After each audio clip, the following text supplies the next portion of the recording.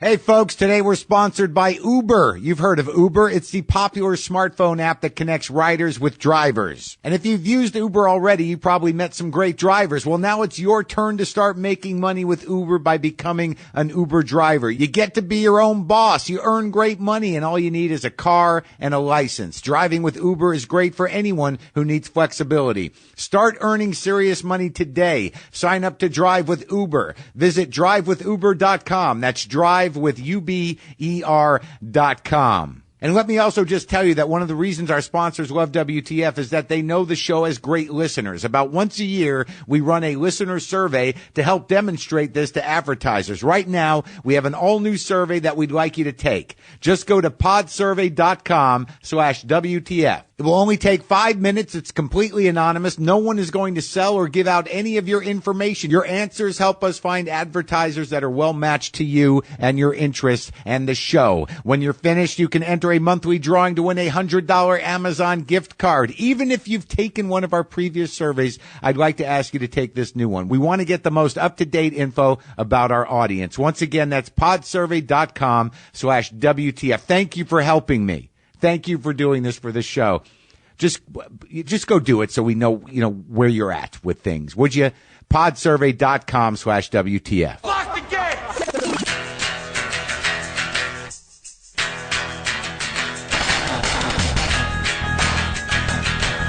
All right, let's do this. How are you, what the fuckers, what the fuck buddies, what the fucking ears, what the fucksters, what the fuckabilis? What's happening? I am Mark Maron. This is WTF. I am broadcasting from my mobile studio at the Bowery Hotel. It's a beautiful day. It was like 2 or 3 days of rainy shit. Just a depressing fucking rain. And then it opened up. I got one good day. I was starting to take it personally. I got one good day. Somehow or another, I think I strained my neck sleeping. Is that possible that I hurt my neck while I was sleeping? It must have been a rough dream. I must have been active. Things must have been going on. I threw my neck out in a dream, and now I'm having a hard time I'm having a hard time moving it, and I got a special to tape on Saturday. So am I going to do my special in Chicago, which you should all come to see me at the Vic Theater in Chicago. It would be nice. I think we're doing all right. I think we're going to have enough people there. The hockey situation I was undaunted. I was not going to be bullied by hockey. Well, apparently it's not even in Chicago, but people watch TV. I think both shows are looking peopled enough to do a special. I think the stage is going to look beautiful. I'm excited to do it. Now I'm just a little concerned that my neck, that like I'm going to have that weird, when I'm performing, I'm going to have that weird kind of like, instead of turning my neck, I turn my entire upper body, do that thing on my special for posterity, that I will have this compromised movement. We'll see. I don't know. Today on the show, Kurt Metzger, brace yourself. Kurt Metzger, the comedian, he also writes for the Amy Schumer show. He's an outspoken dude. He's an envelope pusher. He's one of the funniest guys I know, one of the best joke writers I know. I think I gave him one of his first writing jobs a million years ago in a doomed, thank God, a doomed project, a remake of a English game comedy show called Nevermind the Buzzcocks. Shot 13 of those when I was broke after my first divorce. Pulled Kurt Metzger in to write for me and a couple other people. And it was one of the sticking points in my second divorce, actually, that my second wife, who was also a comedian and writer, was by the time she left me, was still furious that I had hired Kurt Metzger and not her to write for Nevermind the Buzzcocks. Carried that resentment all the way through. And it was just a practical thing. It wasn't personal. Can you write with your wife? Can you write with your girlfriend? Can you have them on a staff? Is that a healthy work environment? Had nothing to do with her talent. Whatever. It's not the topic. Kurt Metzger is going to blow your mind a little bit. I barely got a word in. He had several axes to grind. He is one of the champions of free speech and button pushing. So enjoy. I did. I enjoyed talking to him. What else can I tell you? Oh, tomorrow night I'll be in Cleveland at the Playhouse Square. Come to that. I think there's a few tickets left. Chicago, as I said, the Vic, 2 shows at the Vic. Very excited about that. We're going to be taping the special, and I will be moving in an interesting way. It's not a dance. It's not nothing conceptual art about it. I have a bad neck right now. Maybe it'll be better. This is Thursday. Should be better. Right? Right. Sunday night, Minneapolis at the Pantages. That'll be great. I love Minneapolis. And that's the schedule. That's where we're at right now. That's the immediate schedule. I could push out some other dates if you want. There are some other shows coming up that I could use some attention. There's a run out here on the East Coast. On Friday, June 26th, I'll be at the Bam Howard Opera House. Big room. Tickets are selling well, though. There's already well over 1,000 tickets sold, so you might want to get on that, Brooklyn. That's in Brooklyn. Saturday, June 27th, the Paramount Theater, Huntington, New York. Huntington, out on the island. Let's get those people there. The working people of Long Island, please. Please. June 27th, Paramount Theater. June 28th, the Count Basie Theater in Red Bank, New Jersey. Come on out. Good times. Let's go, Jersey. It's where I'm from. Let's do it. All right? Folks, as you know, I've been on the road a lot, staying at a lot of hotels, which I like. But the one big drawback is I'm not in the kitchen, which means no Blue Apron. And I miss it, people. Blue Apron delivers farm-fresh ingredients and step-by-step recipes to your home, allowing you to create healthy, handcrafted meals without going to the grocery store for less than $10 per meal. Blue Apron sends you fresh ingredients, even ones that are typically hard to find, and they're perfectly proportioned. It's easy to do, and you feel like a pro. Blue Apron is perfect for date night or cooking with friends. They have family plans and vegetarian options, and no matter what, they won't send the same meal twice. Their experts source only the best seasonal ingredients for incredible meals like salmon burgers with creme fraiche and potato salad, and savory ricotta and snow pea fritters with roasted asparagus and fried eggs. What? Check out this week's menu and get your first 2 meals free by going to blueapron.com/Marin. That's right. The first 2 meals are on me, people, when you go to blueapron.com/Marin. So I wanted to get over to the new Whitney today. This is the big deal, man. The new Whitney is the shit. Everyone's talking about it. They moved from wherever the hell it was up in the 80s, I think, or the 70s. Look, the thing is that I have a relationship with art, and I'm in a relationship with an artist, but I have a relationship with art. My mother was a painter, and some of you know that, and she used to fly us back when I grew up in New Mexico, originally from Jersey. My roots are in Jersey, all right? The big tomatoes in July, remember? Huh? Remember Jersey tomatoes when tomatoes were tomatoes? Anyways, even when I was growing up in New Mexico, my mother, we would fly back as a family, and sometimes we'd build our trips around retrospectives or openings at museums. Also, I had my communist aunt and uncle, great aunt and uncle, who lived over in Fort Lee. She was a sculptor, and my cousin Jane was a painter, and sometimes we'd stay over there and we'd come to the museums.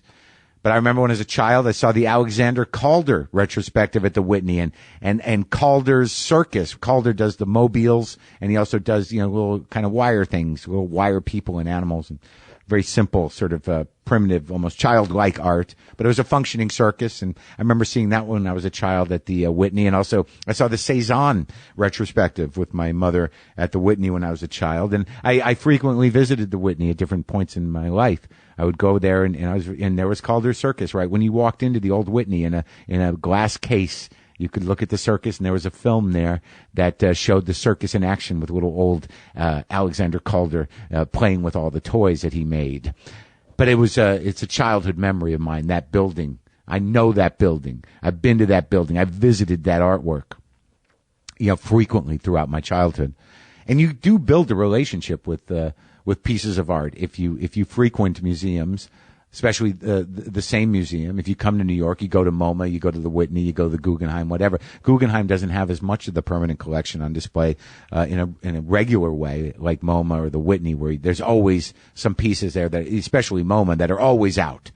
I can always go see the Rothkos that I enjoy over there, or the Pollocks, or the de Koonings, whatever it is. I can go visit them, and they'll always be there for me. Timeless, hanging timeless on the wall.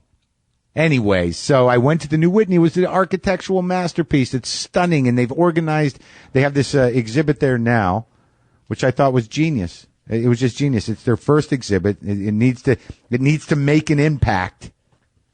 America is hard to see, all from the permanent collection. And each floor has got a different time period, and they're organized in sort of different thematic ways around style or around political action or social action or maybe just time.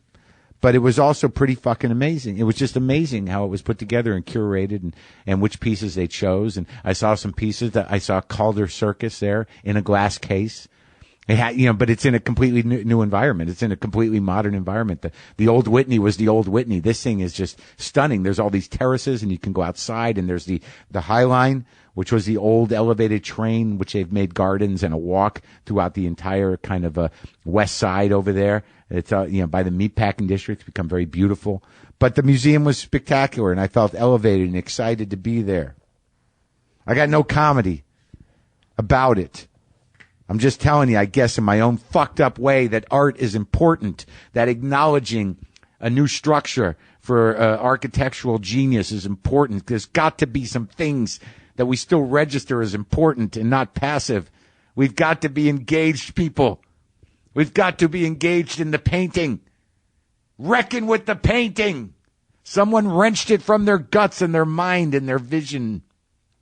Reckon with it. Reckon with the structure. God, it's got to continue meaning something. It's got to continue meaning something to stand in front of a Mark Rothko painting or a Picasso painting or a George O'Keeffe. They had some beautiful old ones. All of them.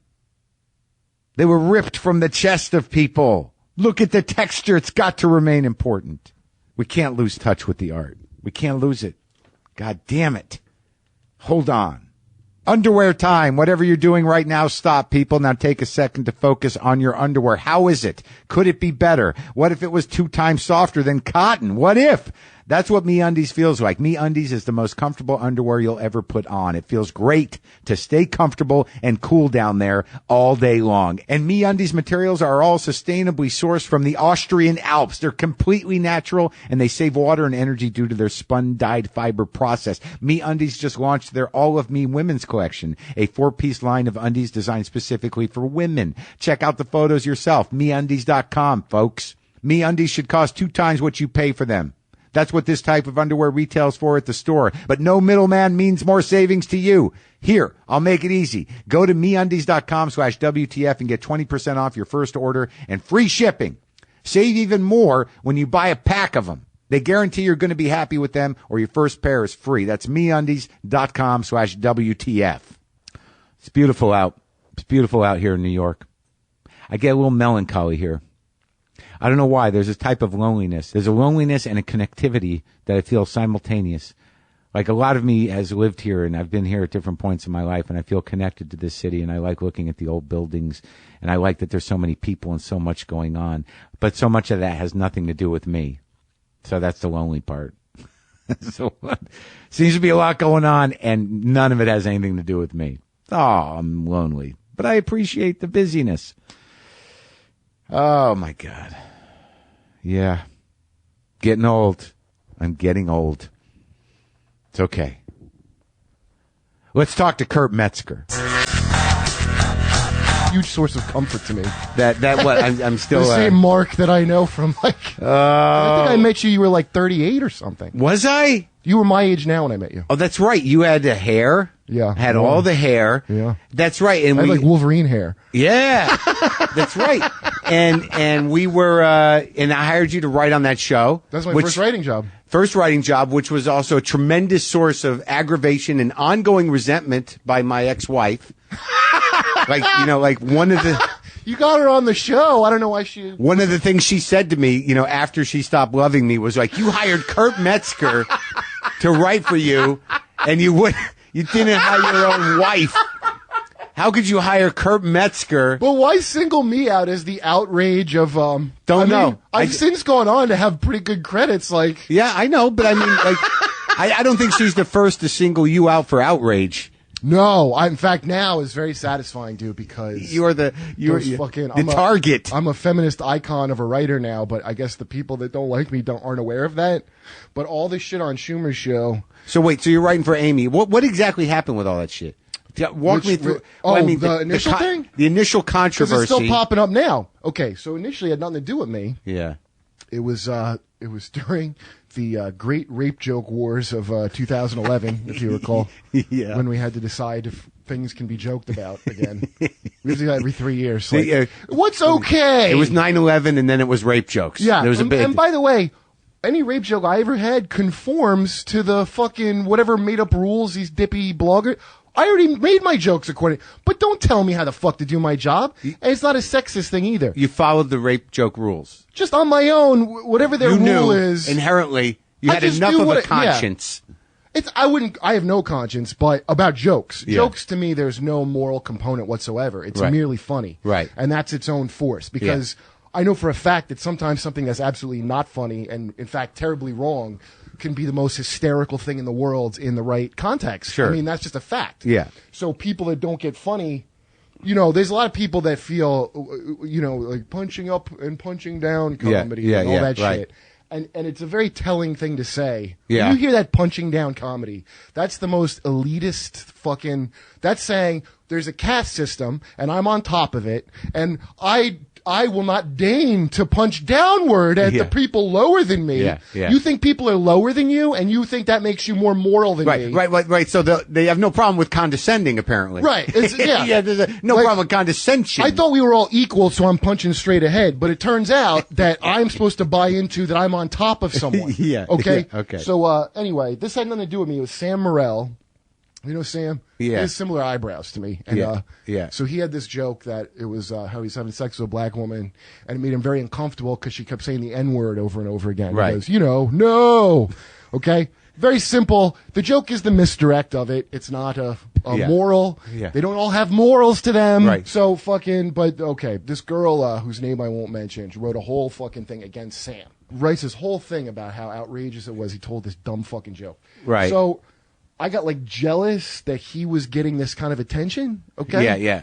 Which Jim Norton pointed out to me later, like, why would that make you jealous? Like, are you stupid? You were jealous. I'm like, well, I'm offensive. Where's my fucking blog about me? Yeah. So I contacted Sam and we cooked up this thing to say that this girl's not a real person. Yeah. We made her up to make a point about free speech and go. The woman who blogged. Yeah. Okay. The jig is up. Okay. We just did this to make a point about speech. So you were going to erase her. Yeah, and I got a few people to go, oh my God, Kurt and Sam Morrell pulled it off, and and it spread pretty quick. Yeah. And shockingly quick, I would say. Yeah. And then all these other people started making fake profiles of this girl and all this other shit. And so she was outraged, okay? Yeah. So she goes on my Facebook. By the way, I think that's a very Jonathan Swift-esque thing to do. Yeah. Just for the record. The satirical intent was there. Satire punches up at things I don't like. So fucking she goes through my whole Facebook to find objectionable material to like get me. Okay. Yeah. Of which there's probably a lot. Yeah. Like, don't go on my Facebook. I would tell people there's no reason to go on it. I don't need you. I need like 3 people on it to thumbs up my premises that I'm too lazy to like finish on my own without validation. Right. Okay. The rest of you are 3 pounds of shit in a 2-pound sack. Unfriend me. Yeah. So she goes through and makes a collage of everything I've ever said out of context in a thing. Like one time I said nigger faggot quoting Donald Glover from this sketch I liked that he did. Yeah. So she put, he says the N-word for kicks. Like me and my greaser friends are on the street corner. Yeah. So then she's trying to get me fired off Amy's show, and she brought up a thing about I had spoken, not my girlfriend that you know now, but the girl I was with before her. Right. Do you remember her? The girl that was older than me by like 10 years? I think so. Maybe met her once. Okay. Yeah. So I had talked about, I don't remember how we got into it, but, so one time I pinned her, I openly admitted to this. I got in a fight with her where she had broken all my shit with a hammer, and I pinned her to the wall by her throat, which is illegal. I mean, you go to jail for that. Right. Okay? It's not a choke. I termed it as choking, but it wasn't like I was throttling her. Right. It was, she was kind of fucked up, and if I would come home late, it was like right when I first passed the cellar. Yeah. So she had this thing of, I can't sleep if you're not home. Right. Which my job is to be out late. So Right. she would do these crazy fucking things to me if I came home late. So one night I come home, and she had taken all my things and just bashed them up with a hammer and laid them all on the table and laid the hammer next to the stuff and went to sleep like an angel. And so I didn't. It wasn't like I flipped out. I was like, I'm just gonna go to bed. Yeah. And then what happened was I woke up and I'm looking at all my shit, dude. And she's in the shower and I pinned her against the wall like that. No, So it's not good. I could go to jail for that. Yeah. But the point of me telling the story was that that's not justified. What should have happened was I should have been a man and got the fuck out of the relationship a good 2 or 3 years before we got to that point. Right. Because it wasn't overnight that she's breaking my stuff. It was clear I should have been out of there, but she was paying the rent. Right? Okay. And honest to God, this was my thought process staying in it was so hard getting cable installed in this loft that I was like, I just don't think I could go through that again. I swear to God, I thought that. And stayed in a fucking crazy relationship of physical assaults. If we're keeping score, there were way more on me than that one. Oh yeah, a lot. Yeah. Listen, we're good, me and her. We're all forgiven. This is why I don't understand these people that are mad about. What happens when they read it? What she read? So she goes, he admits to a DV, which I thought meant double vaginal, but no, it means domestic violence. So she goes, and admitted domestic violence. What is Schumer going to do? She's tweeting this. Oh, to get Schumer to react? Yeah, to get me fired. Right. Because when I was 24, I pinned this girl to a wall for. Then I go to tell a story that hey guys, don't do this thing I did. Right. I'm telling the story to tell people not to get into a thing like this. Right. So what happened? Did Schumer respond or no, what? She never fired me for that. But I had to go. Comedy Central. Okay, so the Daily Dot. There's an article that says that's called "The Disturbing Online Trail of Kurt Metzger." So now there's a momentum against you. Right, but I'm not famous. So where these twits made a mistake is nobody knows who the fuck I am. So it didn't go anywhere. Right. And also, Amy wasn't going to fire me. But I did. I was surprised that.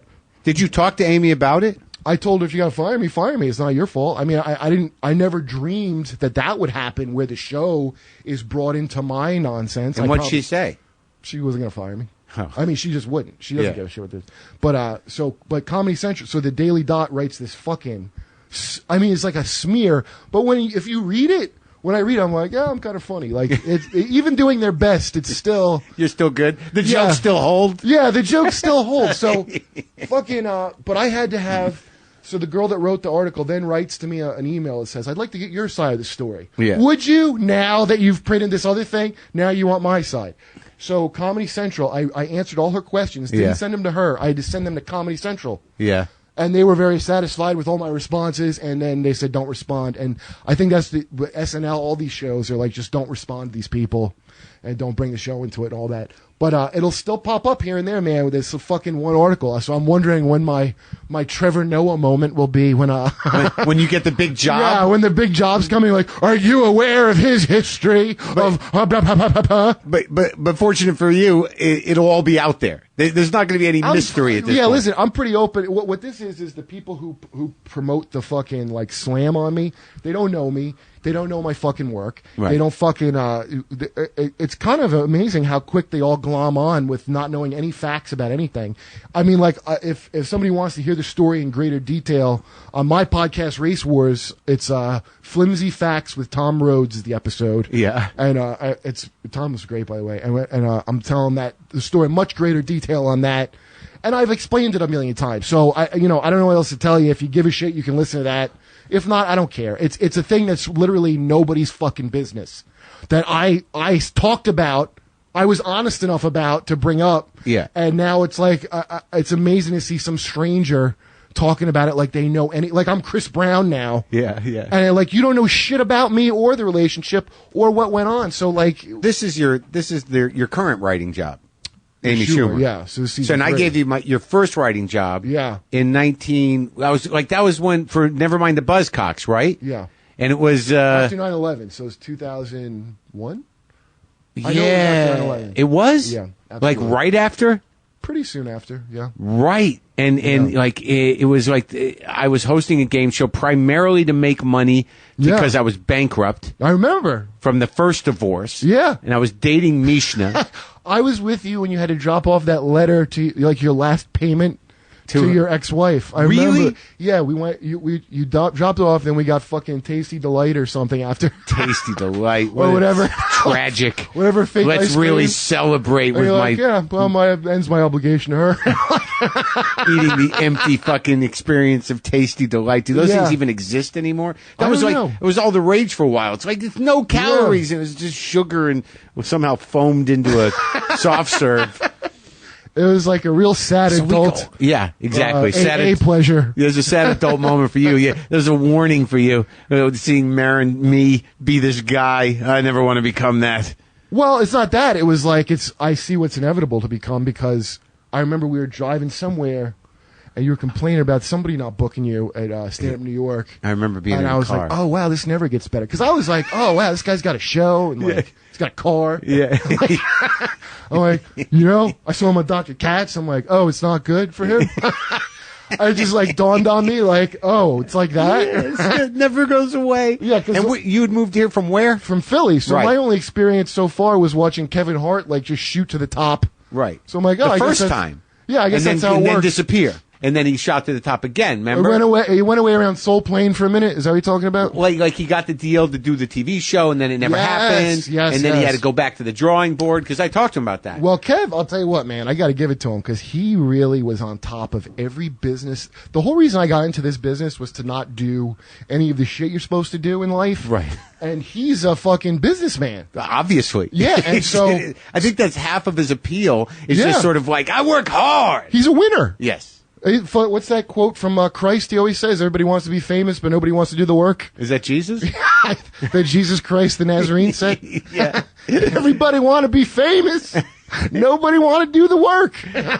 So, Kev's a winner. Yeah. And I'm intrinsically a loser. Do you understand? Which is my, like, how I do my comedy. Like, I'm like, I was raised Christian. And Christian, I don't think you're a loser. I think you're a guy that... My soul is. It is. Your soul is a loser? Oh, for sure. And now you're bringing your soul into this? I know exactly. Like, for me being so Christian growing up, you don't understand, like, real Christianity is a religion for losers. It's not for winners. Like, but winners, so you grew up in Philly? No, I grew up in New Jersey mostly. And Ohio, and also in North Carolina a little bit. So your mother and your father are married? My dad's dead. They got divorced when I was an adult, but we were Jehovah's Witnesses. When did he die? When just before I started dating Karen, so 7 or 8 years ago. Oh, not that long ago. Yeah, not that long ago. Did you have a relationship with him? I was the last one talking to him of my family. He just drank himself to death in a fucking trailer at the end. Really? Yeah, he really got sad alcoholic at the end, man. And like he didn't like have to what, do wet brain and everything, or what? Or just like distended belly? He wanted to die. I didn't see him when he was like, yellow or however the fuck they found him. But I was still talking to him. He had gotten so dark with my brother and sister that they stopped talking to him. There's just three? Yeah, and I remember telling my brother, like, you really should call him, because I don't know what's going on with him, but if he drops dead, you're gonna feel bad that you did this thing where you're like, I'm not speaking to you, and he fucking I remember my brother weeping like when he died. And I was like, I felt really bad being. Did he make it right? What do you mean make it right? Did he heed your advice and call him? Never. He never did. So I was the last one to talk to him. And but the other thing is, my old man, who was always my buddy growing up, for the most part, more than my mom, he felt bad for himself too much. He really did. He was in this dumb religion that he felt like he gave up making money in life and all this other shit because he was into this religion. And my mom just ate him from the inside out like fucking wasp larva, basically. So, he could have just... He got trained to be like, you get married, you never get divorced, you're supposed to have kids, you're not supposed to fuck until you're married. All this shit that I'm sure he didn't want to do. I'm sure he never even wanted kids, Really? But the rules were the rules. What did he do? He was a salesman, mostly, but he initially was an electrician, and he started getting better and better jobs, and he was a salesman for a while. Well, how did they come to this religion? That's not one you're born into. That's one you get roped into, right? I'm born into it. My Right. dad's dad was a World War II airplane engineer. Yeah. And when my dad was 12, my grandpa, his dad, converted. And then my mom converted at 18 because she was a disillusioned Catholic. My grandmother killed herself, my mom's mom, in a pretty fucked up way. Really kind of fucked up way. And what way? she cut her own throat. This is the story I heard. And by the way, getting the full story of this, I had to piece it together because my mom and my aunts will never tell me this shit. Yeah. They'll just be like, but apparently, so my mom's like 12. My grandmother cut her own throat in the kitchen. So my mom comes home from school. Her mom's gone. There's just a pool of blood in the kitchen, which she and her sister had to clean up. And then I think my grandfather just married this other woman and felt like a good guy because he got the kids a new mom or some shit. Uh-huh. Some miserable fucking 50, 60 shit. Yeah. And fucking like she was a Catholic, and it didn't help her through that that way. Right. And so she found Jehovah's Witnesses, which I think really kind of satisfied whatever needs she had. What needs are those? How did the Jehovah's? I don't understand what they do.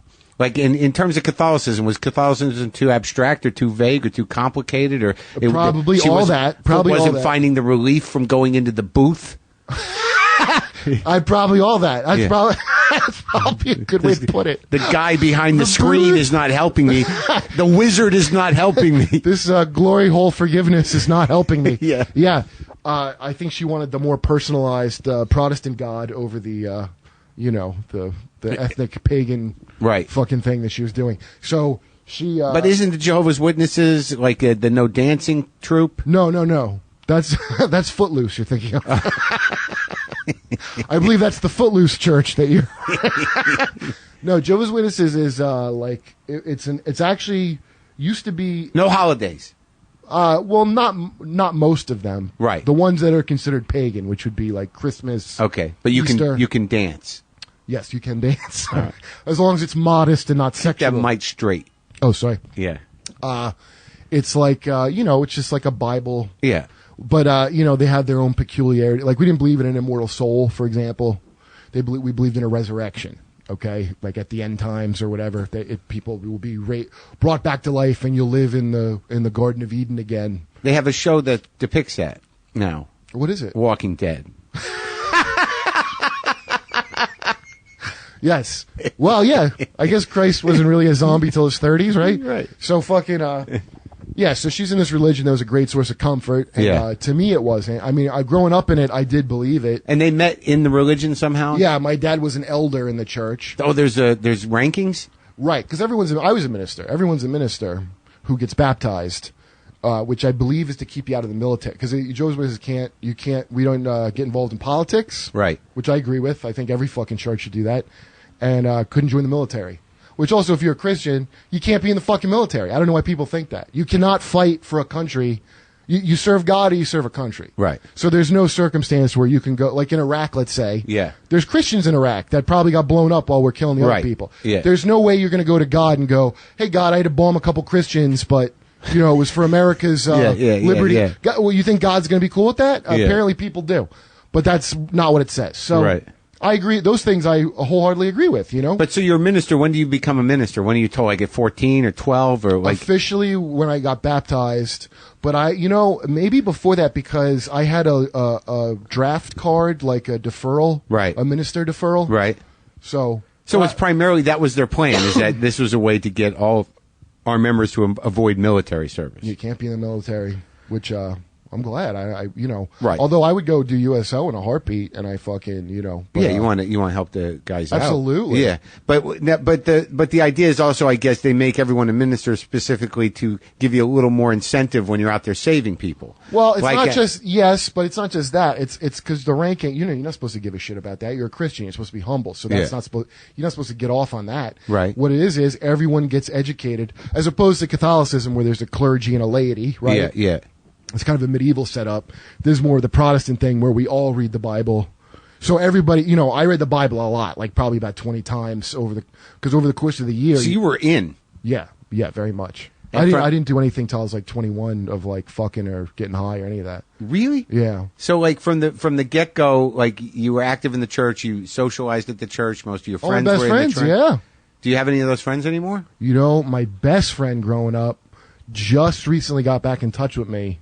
Who's still in, and I haven't called him on the phone yet. Well, I'll see what happens. But is it like, did it feel like a cult? No, not at all. Just like a religion? But see, here's the thing that they talk about in Scientology, the disconnection. Yeah. It's called disfellowshipping in Jehovah's Witnesses. Yeah. So all my best friends growing up that stayed in, I don't speak to them. Right. I'm an apostate, I think. Which is or like maybe you just moved on. Well, it turned out it's pretty fucking easy to move on, but a lot of people that leave are very damaged by it. Anything where you're in like a group where that, and all these groups do this, they make it your whole life. This is your whole life. Yeah. If you ever leave, what are you going to have? And there's certain degrees that are less sinister than others. Like, but Jehovah's Witnesses at least did that declawing thing to me a little bit, Yeah. Where like now I got to be out in the world, and how the fuck do I survive? Well, I find a hoary girlfriend who makes more money than me, and she takes care of me until I figure out how to be an adult. And that's how I did it. I mean, seriously, that's what I did. I dated like a whore with a heart of gold type. Yeah. Who liked my like foster kid energy. You know, like working girl. Like I would always get like girls that had like prostituted would fuck me, but I'd be like the guy they like to, we're both runaways, and, right. like that kind of feeling. Right. I always had that coming off me. Yeah. Which I've considerably lost as grime and shit accumulates on me. But at the time, I was like that was attractive to a certain type, And now I'm a fucking filthed up old fucking pig. But like it I didn't consider it culty, but it did its damage, Right. But when you so. In your memory, your father was always drinking, your parents were always unhappy, or what? My parents were always unhappy. I don't remember my father being that much of an alcoholic. I remember my mother accusing him of that, and I remember him being a big martyr and kind of like, well, I guess I'm an alcoholic then. Yeah. And it getting more, and really they should have got a fucking divorce. Right. And they thought they were staying together for the kids. So if anybody out there is doing that, just fucking don't. Well, you stayed together for cable. Yeah. I'm not, listen, I didn't say I was smarter. I sure as shit didn't say that. Not only did I stay with that girl for cable, I got her pregnant, okay? Yeah. And I begged her to have the baby. I got on my knees and begged her to have the baby. Why? Because I'm a fucking idiot. And God bless her, she fucking aborted. God bless her. You know when people say, like, I can't imagine if I'd had an abortion. I can't imagine if we didn't have that abortion. Yeah. What my fucking life would be. Why? What in your mind wanted the baby? Do you remember? What were you I thinking? talked to my dad on the phone. Yeah. About he's the only one I told about it. I didn't tell my mom. I would like to tell her now because my mom was always big on me settling down with whoever I was with, so it'd be more moral. Is she around now or not? Yeah, my mom I'm very close with now. Yeah. But my old man, he talked to me about it, and then Jay I was talking to about Okerson. it. God bless his white trash soul. Big Jay. He's uncut Colombian white trash. Do you know what we call? And Jay's like, yeah, if you have the baby, you'd fucking deal with it. It's a real like Homer Simpson. And babies happen. That's what happened. And they babies convinced happen. me. Yeah, they convinced me. And so she luckily had some sense in her head and didn't have a baby. Because, I mean, we would have murdered each other if we stayed together. Oh, it would have been a disaster. We're very cool now, but together we were not cool. It was just like a You guys are all right? You laugh about the throat throttling in the shower and stuff? Kind of a fucking turn on now, to be honest with you. That's why it's like people mad about it. I'm like, you don't fucking know us, so don't get upset. Right. But that's it. But that's also the interesting point about punching up and punching down and people projecting or pathologizing other people's relationships or psychoanalyzing, assuming that person's a victim and had no play in it, or that, maybe if she doesn't see her victimness, that maybe she needs help. Right. As opposed to sort of like, mind your own business. Dude, we got in a fight at Schumer about Woody Allen and Sun Yi. Yeah. This is one of the biggest fights because, by the way, the writers are killer writers. Like, they're all great. Obviously, yeah. And, who's on the show? Who's on staff? It was me, Jesse Klein, Amy, her sister, Kyle Dunnigan, Christine Nangle, Tammy Sager, Hallie, I don't remember Hallie's last name, Grace, what's Grace's last name? Dan Powell.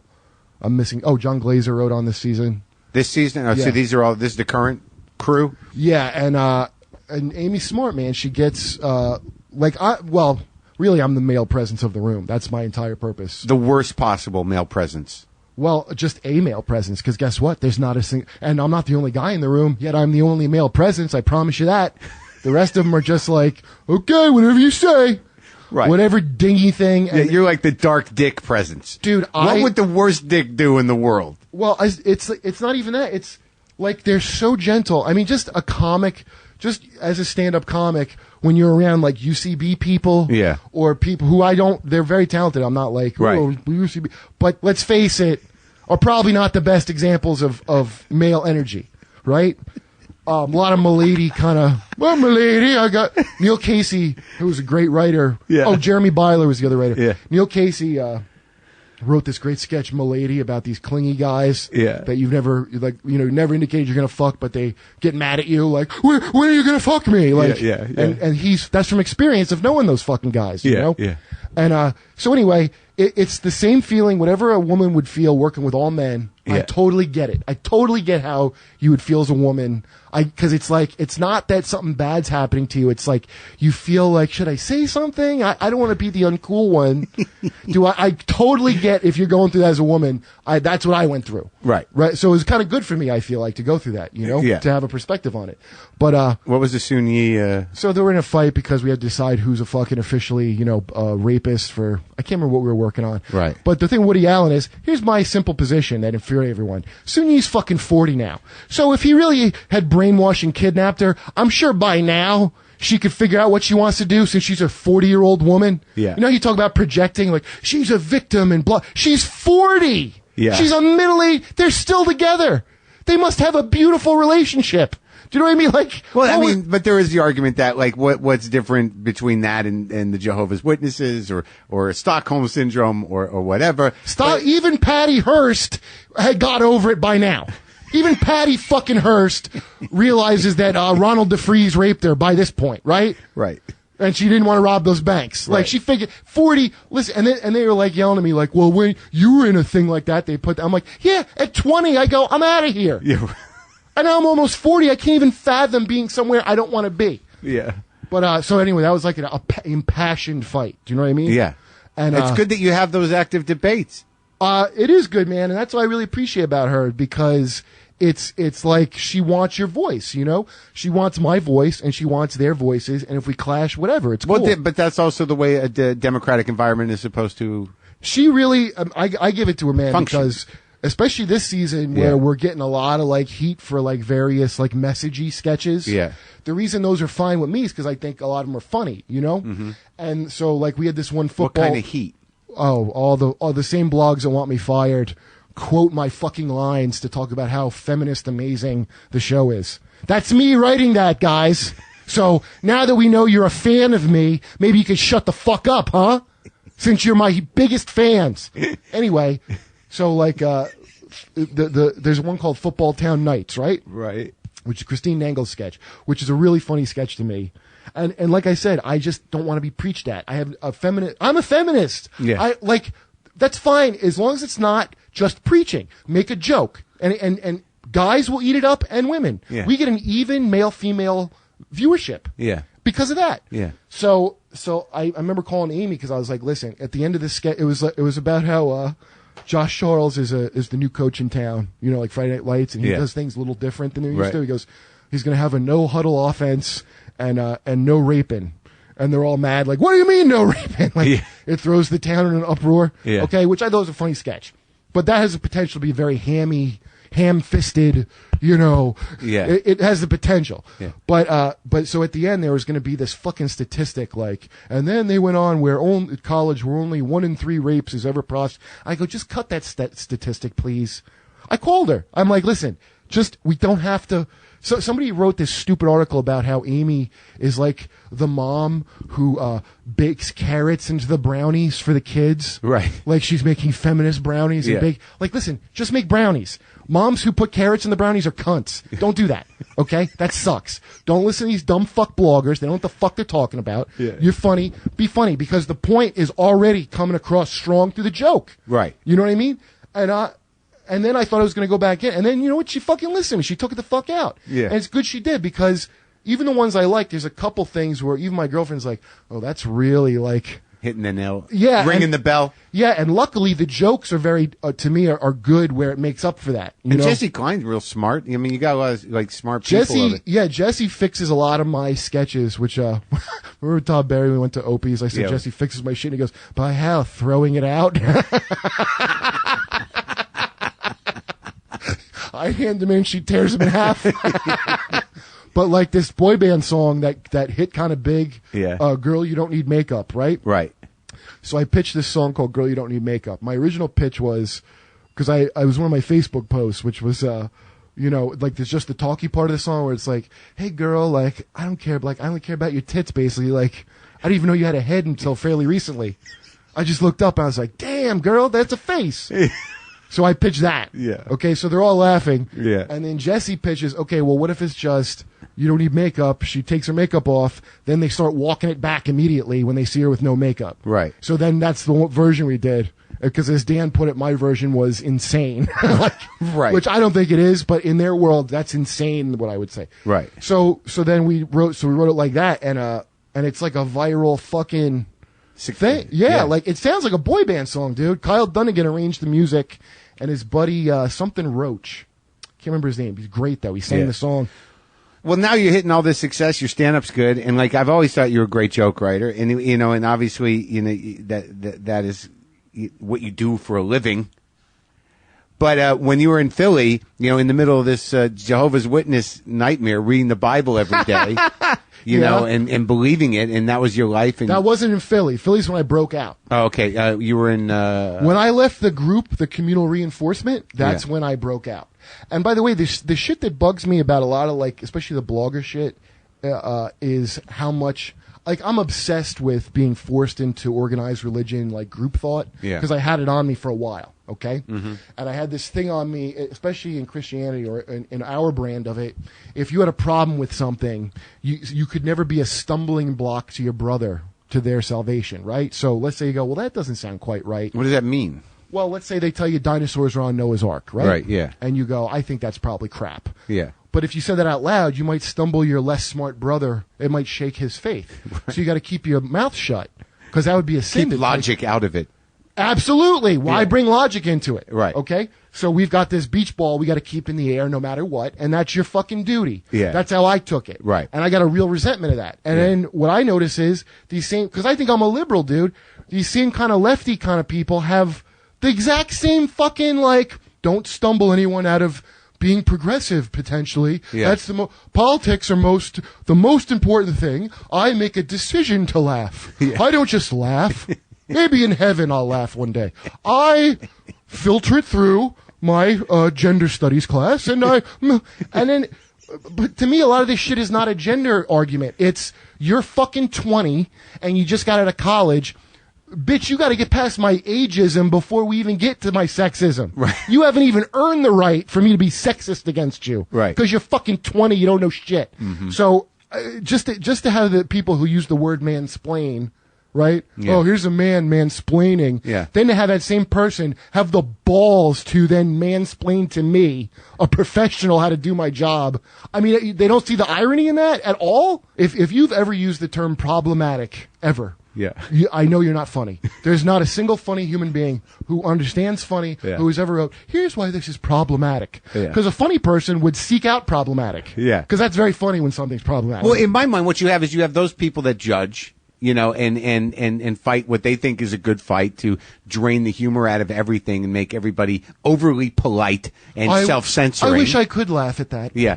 But on the other side, it's like, you know, recently I had this realization where, you know, where you have people that are like, "Why? I'm going to say the word tranny no matter what, no matter what." And in my mind, it's like that's the fight. You know, words have gone out. You know, words go out of style for whatever reason. And so, if you want to fight that hard, if that is really infringing on your freedom, then no one's telling you can't say that. But you're just going to hang out with guys who say that, and then so that's fine. So somewhere in the middle of that, you're right. That's where the world lives. Well, you know what's funny, man? I have no problem. See, my gripe is not the fucking sensitivity and shit, because to me, I think that makes me better, that I have to now take what I want to say and figure out how to get it across to people who are like, well, now we don't like this. Who are snap judging and I like the challenge. Jerk. Yeah, sure. My entire sense of humor is to get you to laugh at something that you know you shouldn't be laughing at. So, whatever, make it hard for me. That makes me better. I like that. I have no problem with that. What I don't get is why the consequences. See, you're going to have to hang out with guys who say tranny. That's a fair consequence. Yeah. The unfair consequence is he should be fired. Right. Remember a long time ago when, in fact, I think you and me were talking about censorship when W was in, maybe when the Dixie Chicks thing happened. And I was like, well, that's just a business decision. And you told me, like, no, that's the way they censor now. They go, it's a business decision. You kind of turned me around on that. And you're fucking right. It's the way to get around you having freedom. We find little shitty ways. So when grassroots action. Yeah, when the Dixie Chicks got fucked with, I thought that was pretty shitty. I didn't think that they should be run out of town because they dared criticize Bush on foreign soil. Right. So why is it cool to do that to other people now? I don't get it. Well, that guy John Ronson just wrote that book about public shaming and how easy it is to destroy someone's life over something that may have been misunderstood. And I think you're right. I think provoking and pushing buttons. I mean, we can't be that. You know, I understand it's hard being a minority. It's hard to have a voice when you're a woman. There are issues that exist. Yeah. But there still has to be the human interaction and negotiation and ability to sort of like, all right, maybe we're taking ourselves too seriously. Well, here's one thing they could stop doing is, because I hear this as a complaint, especially in the white privilege bullshit list. I'm not, as a white privilege, I'm not asked to speak for my entire race all the time, right? That's the complaint. In the same breath, I go on fucking Salon and someone is speaking for their entire race or their entire gender. I am offended my entire race and this is my view and we all feel. I hate fucking self-appointed kings. Yeah, and you don't speak for all the brown people and all the women. So that's my only gripe is, if you don't like some shit, first of all, tell me I suck. You probably have a fair point. Whatever.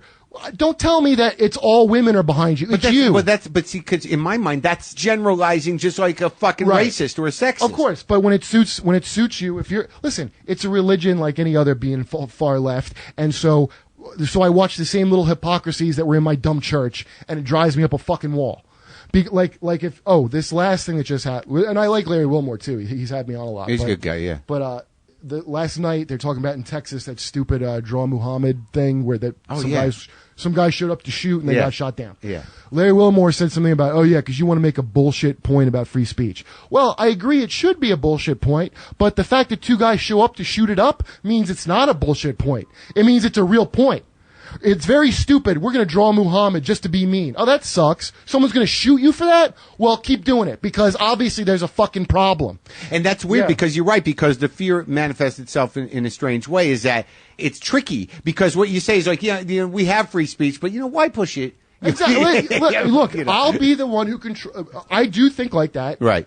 I think about every fucking thing. In fact, on my Facebook, by the way, I don't put anything I don't think I can defend. Right. That's my whole thing. In case I'm called upon at the tribunal, I won't say anything. I'm like, can I defend this before I put it up?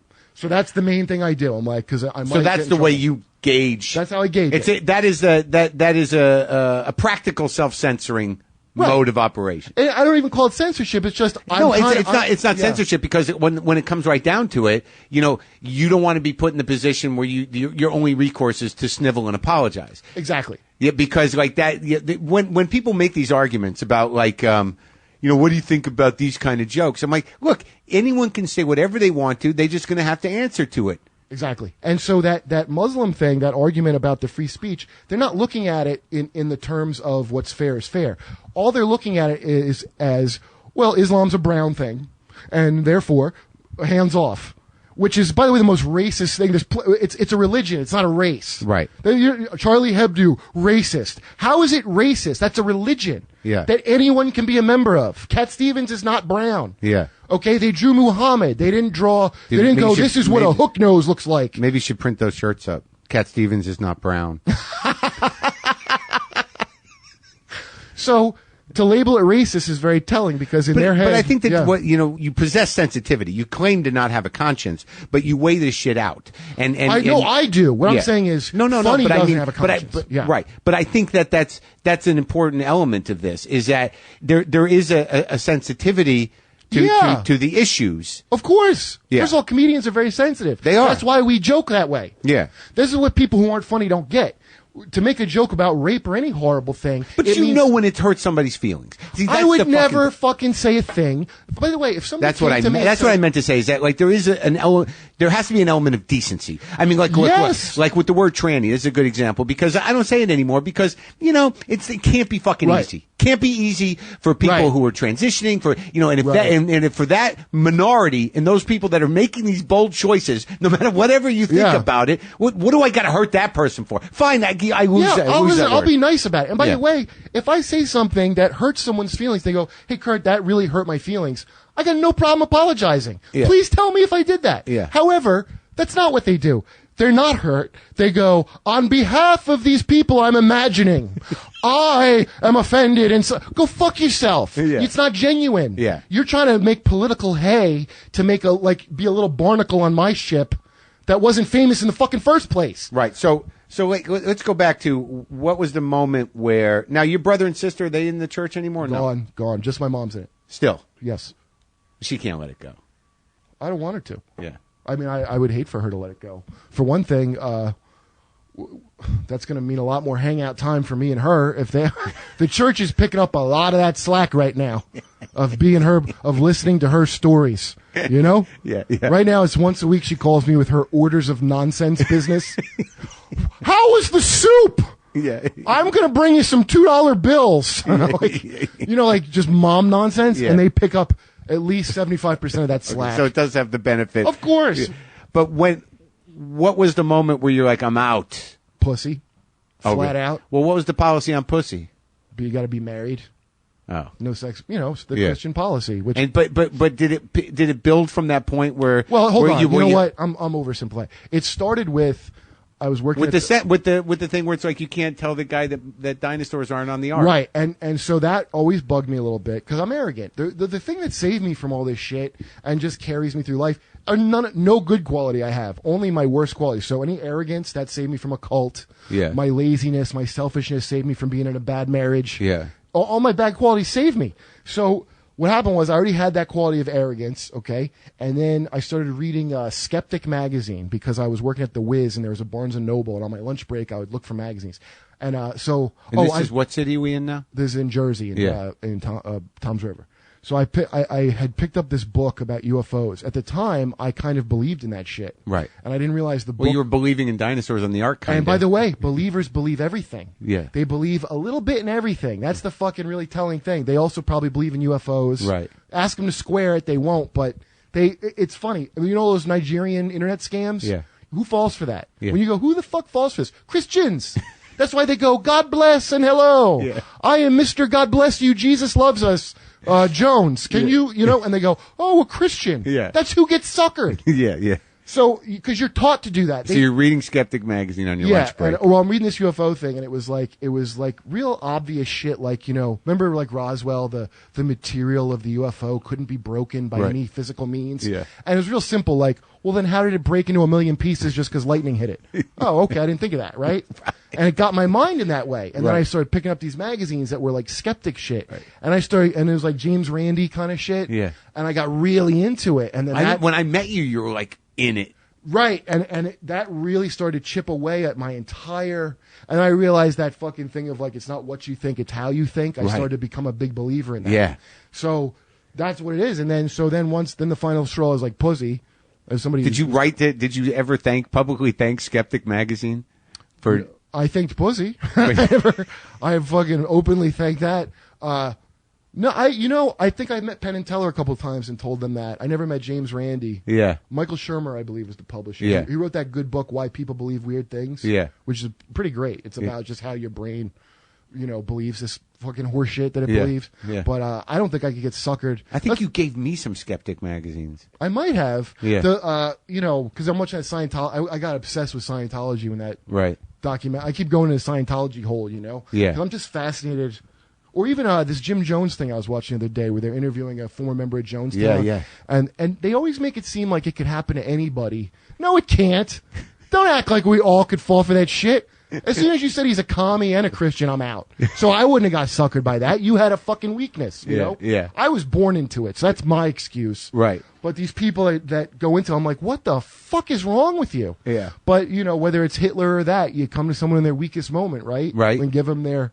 Well, people are also vulnerable if they've been, it's fortunate, I guess, in America that, people are kind kind of compelled and sold on the idea that they're not whole or complete and capitalism is just sort of like, well, you need to buy some burgers and some perfume. Or not just that. You can reinvent yourself in capitalism. Sure. And you can break away from your family in capitalism. But it is a system built on mining people's weakness and desires. Right, and then you're supposed to, like Amway, you're supposed to learn how to do it yourself to make some money yourself. Like maybe now you can learn how to find people's desires and shit. But the fucking like the way I judge all the religious shit now, all religions, I go, one, how much does it cost? That's my number. When people go, this is a cult. Well, how much does it cost? Yeah. Okay. Two, does God do his own killing or do I have to do it? Yeah. Okay. And then three, am I obligated to stay in this religion more for my mom or my dad? Yeah. Right. If it's for your mom, you probably won't be murdered when you leave. Right. Okay. If it's for your dad's honor, that's a little primitive. You got to catch up to the other religions, you know, because this shit about it was a provocation against some. Yeah. So what? Piss Christ was kind of a provocation. Right. The guy's still alive. Yeah. He gets death threats. You know, send a nice death threat. You don't have to actually follow through. Do the American way. Yeah. Just send the threat via Twitter and sit on your fat ass. And that's can you just bargain you down to that? Yeah, can't we just do it the free speech way? You have to be a man of action. Yeah.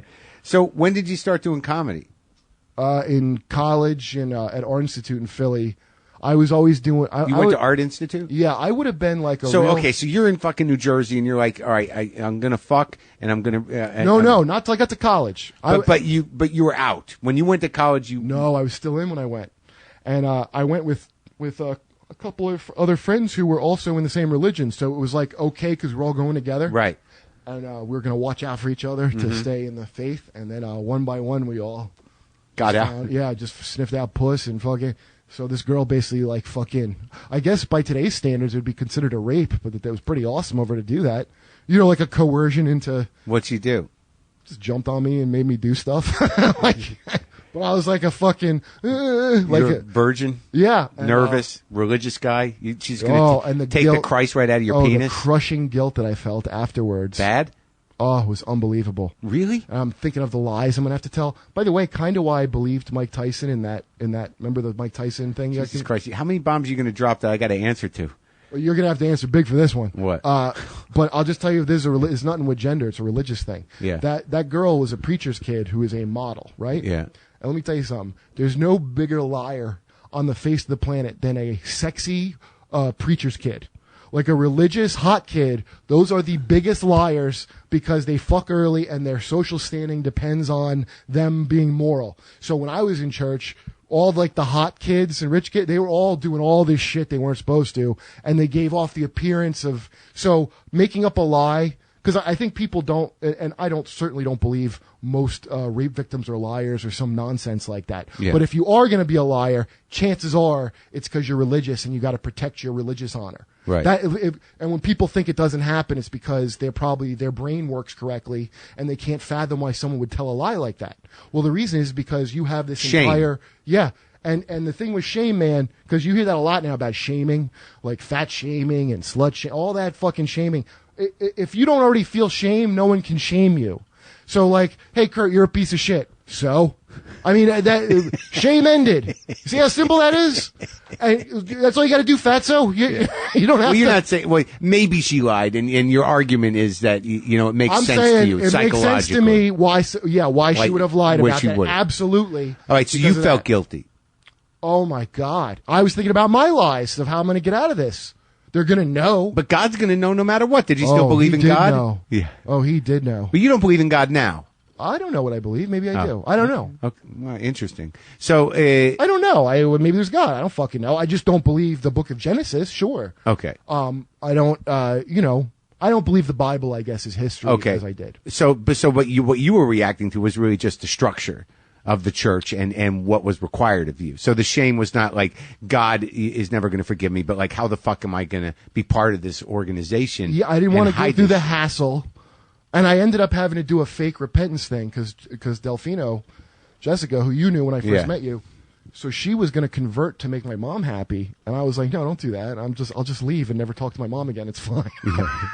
Yeah. That was my joke about like if you're gay, come out of the closet. Like because my whole family's going to stop talking to me like I was gay. Yeah. Like fornicating heterosexually is as bad as being gay in the Bible. Right. Like, Christians make it out like gay's worse. It's the Fornicating same. out of marriage, you mean? Yeah, it's the same level of sin, hetero or gay. Yeah. Right? So my family was going to stop speaking to me, like how you hear about gay teens, right? Yeah. And I got to say, it wasn't that hard, because if you're into it, pussy is so much better than your family. Yeah. It's not a difficult choice, Oh, that's all I got to do to not speak to you assholes again is fuck? Okay.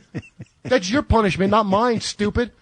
So like, people like, I don't understand why people don't, there's no like teaching people to come from a position of strength at all anymore. It's just like this fucking, I'm responsible for your suicide, which and I had a lot of that in my family. So I have a very dim view of that suicide shit. My old man would threaten suicide. That shitty little hostage taking where you're going to kill yourself because you're upset is the shittiest thing you do to your fucking family. My dad did it all the time, too. And it's mental illness, a big part of it, Yeah. So, I mean, it's not like it's necessarily their fault, but it enrages me having someone do that to me because I just had to deal with so much of it, And this thing, like when you talk about don't say tranny, of course don't say tranny, but the idea that, like, unless I say you were never a man, it's your life, like, your life is in my hands. Yeah. Your suicide's on you, pal. That's not on me. Yeah. That's why it's called suicide, not homicide, because that's the one thing, that's what's so great about suicide. You control it. Like, that's the appeal.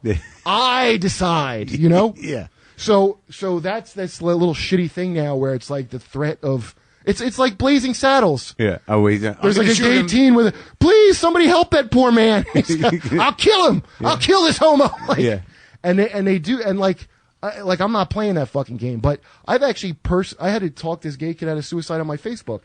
Some fan of mine who fucking it wasn't anything about him being gay, but he said something stupid to me on my my fans are the worst, and so he sent some comment on my Facebook that I was like flippant about. Yeah. And then I noticed on his page he put my favorite comedian hates me, and it's just I don't think it's worth going through anything. Something like, so I'm like, dude, what does that mean? Like, what are you getting at with that? Like, and he goes, no, nothing, man. I was just depressed. It's nothing.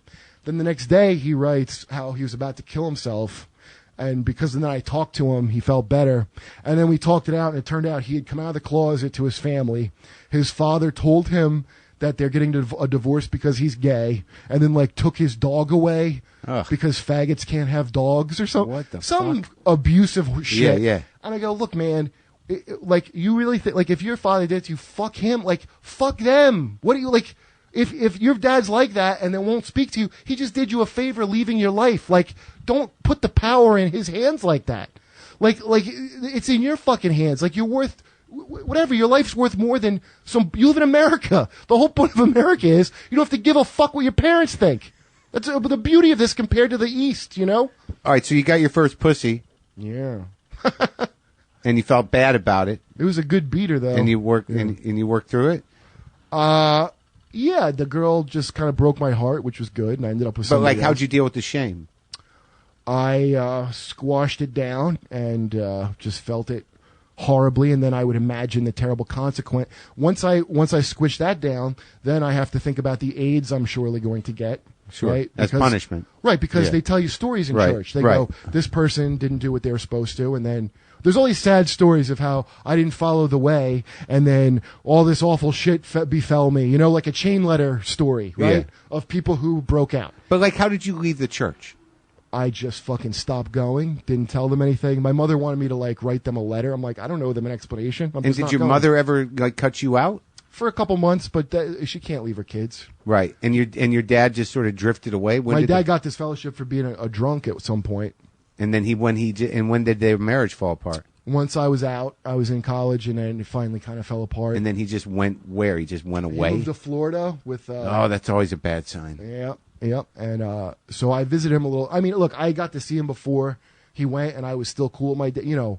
I just wish that he didn't do what he wanted in life, and as a result, he killed himself.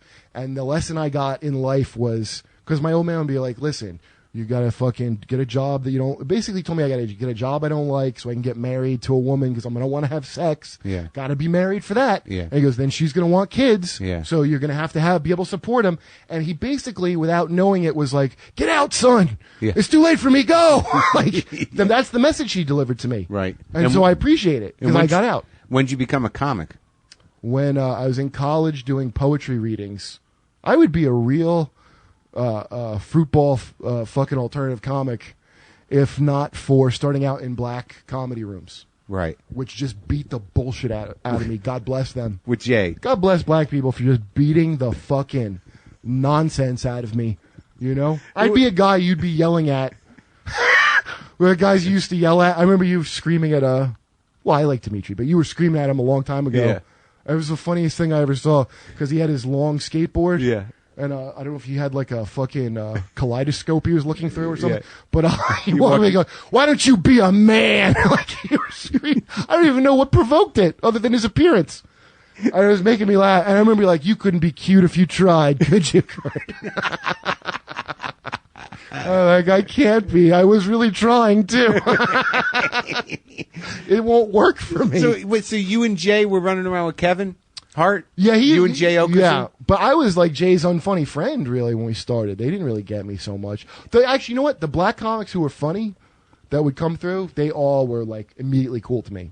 It was all like the entrenched hacks that would be like a dick to me. You know but you, for some reason, you just found yourself working black rooms. Because in Philly, that's the only club there was. Right. If you wanted an audience. Right. If you wanted to do jokes for some bitter old local comics, you could do the open mic at Comedy Cabaret. And what'd you learn by doing those rooms? How many did you? How to not be precious. Right. Okay. How to not be, which in art school I had a good illustration teacher taught me how to not be precious. You know, what were you studying in art school? Animation. Okay. But I was an illustrator. I was in like, comic books and shit. And you wrote poetry. But they were like funny, Yeah, so I would be doing like, right. I guess what Jeff Ross used to do to some degree, but I was a little more elaborate. Right. And a little more spoken wordy. Yeah, it was a lot of spoken word. word. So look, you were a sweet, sensitive, arty guy at one time. Yeah, and so when I went to do these black rooms, it was like they don't want to hear your fucking white bullshit like that, Yeah. Which, it really just snapped me out of, I didn't realize like how much, like whatever bougie kind of attitude I had. Like irony really is like I'm a big fan of Tim Heidecker, right? Yeah. But the guy, like I met him one time, and I knew if I told him I like his work, he was going to look at me like a bug. Okay, Yeah. I can already see he's that guy. Yeah. But I did whatever. I like his shit, so I'll say what I feel. Right. Of course, he looks at me like, yeah, all right, dude. Yeah. But that fucking little attitude where it's like, I love their shit, those guys. Yeah. But half of it I find like great. The other half is just shit jokes. And let's not pretend that it's more genius of a shit joke. That's the most amazing thing is the alternative reinventing a thing that's already been there. Yeah. Like you pointed out to me how much these guys were just doing old Steve Martin. Yeah. Would I even realize? Like, Yeah. there's no sense of any of this has been done before. Yeah. And they trot out.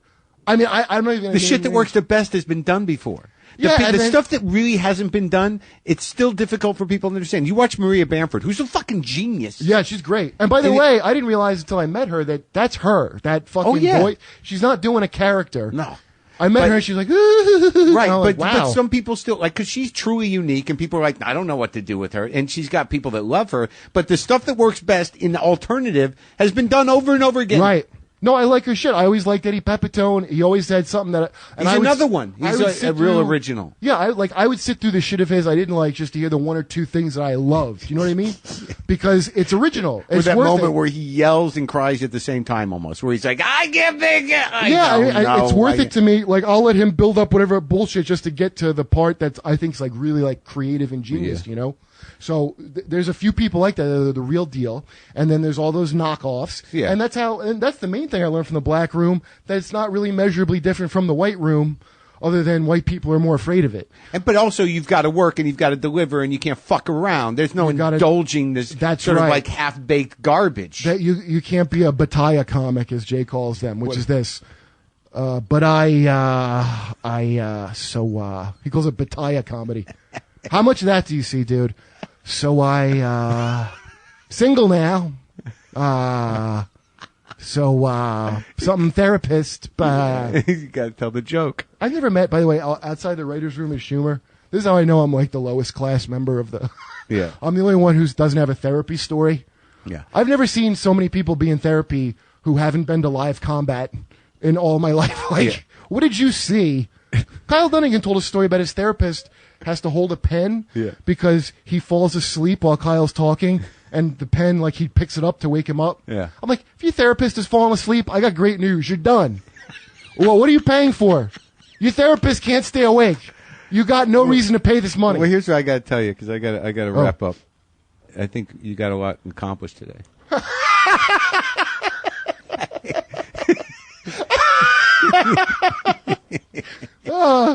I swear to God, I miss you saying shit like that to me all the time.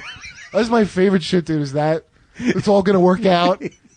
It's like this fucking... Fuck. Oh, No, dude, here's my favorite thing of all time. He said to me, What? Was when it was around when Kurt and Courtney, that documentary was out, Right. Because you know that new one's on. Yeah. I was telling Karen that. I'm like, do you think she had him killed? And you're like, women don't have to kill men. Such a great point. It's going to happen. It's going to happen anyways.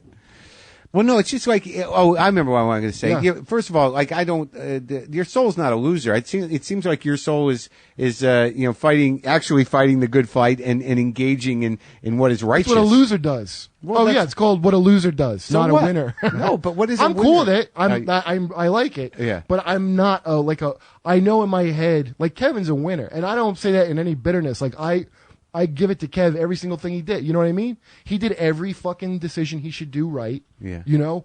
He fucking was the one that got his ass out of Philly before any of us. Yeah. He has a set that mass people can mass appeal. I could never be that guy. You're not a leader of men, Kurt. I'm going to be a niche market. You're not a leader of men. I'm a boutique operation. You're the worst case scenario. Yeah, I shouldn't host. Let's put it that way. I should not be the first thing you see. Someone needs to bridge me I to think people. you're a genius. It's good to see you, man. Yeah, it's good to see you too, man.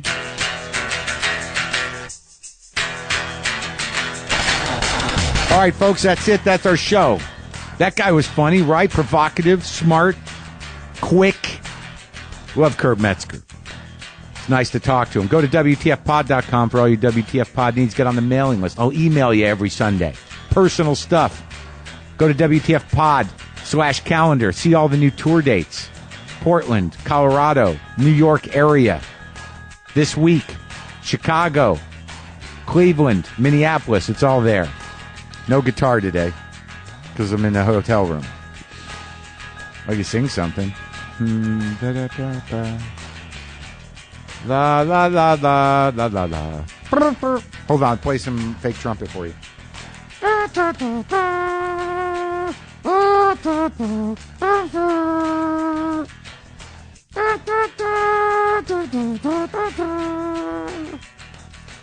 I improvised that. Boomer lives!